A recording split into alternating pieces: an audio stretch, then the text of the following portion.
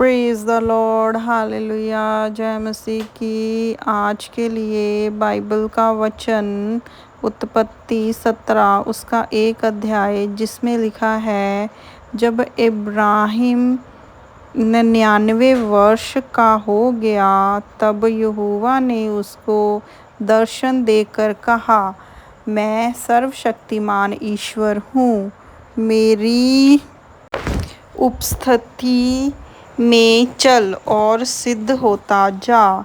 यह आयत बाइबल के उत्पत्ति 17 उसके 1 से ली गई है, जिसमें परमेश्वर ने इब्राहिम, जो बाद में इब्राहिम के नाम से जाना गया, को दर्शन दिया। उस समय इब्राहिम 99 वर्ष का था। इस आयत में परमेश्वर इब्राहिम से बात करते हुए स्वयं को सर्वशक्तिमान ईश्वर के रूप में प्रस्तुत कर रहे हैं। परमेश्वर इब्राहिम से कहते हैं, मेरी उपस्थिति में चल और सिद्ध होता जा।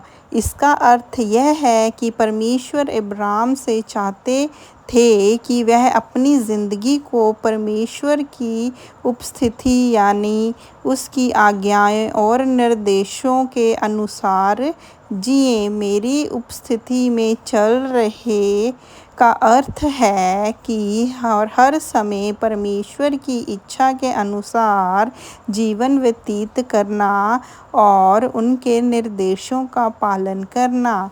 इसे यूँ समझ सकते हैं कि इब्राहिम को अपनी सभी गतिविधियों में परमेश्वर का ध्यान रखना चाहिए और हर काम परमेश्वर की इच्छा अनुसार करना चाहिए।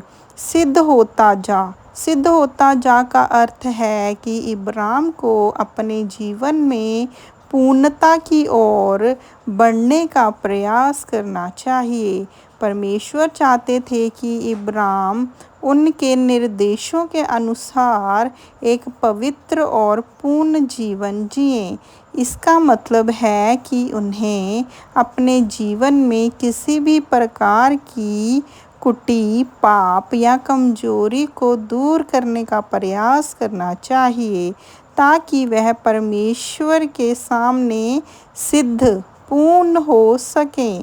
इस आयत का मुख्य संदेश यह है कि परमेश्वर अपने लोगों से अपेक्षा करते हैं कि वह उनके साथ एक निकट का संबंध बनाएं और उनकी इच्छाओं के अनुसार जीवन जिएं।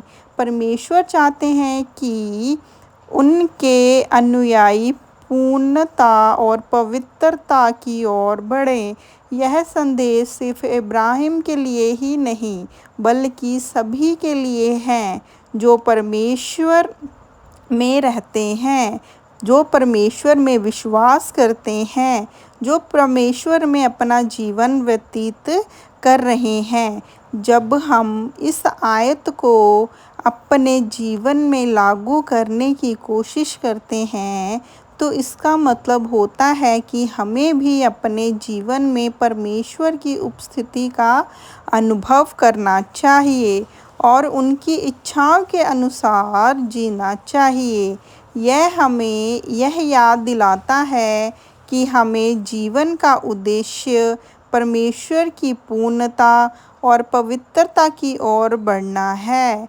हमें अपने जीवन में उन सभी चीज़ों को दूर करना है जो परमेश्वर से हमें दूर करती हैं और हमें अपनी सोच और कर्मों को ऐसे बनाना चाहिए जो परमेश्वर को प्रसन्न करें। अंत में यह आयत हमें यह सिखाती है कि परमेश्वर के साथ चलने और उनके अनुसार जीवन जीने से ही हम पूर्णता और की ओर बढ़ सकते हैं और परमेश्वर की सच्ची इच्छा यही है कि हम पूर्णता की ओर बढ़ें और प्रभु यीशु मसीह के उद्देश्यों के अनुसार अपना जीवन व्यतीत करें। आज के लिए इतना ही। जय मसीह की। प्रभु की स्तुति हो। Praise the Lord. आमीन।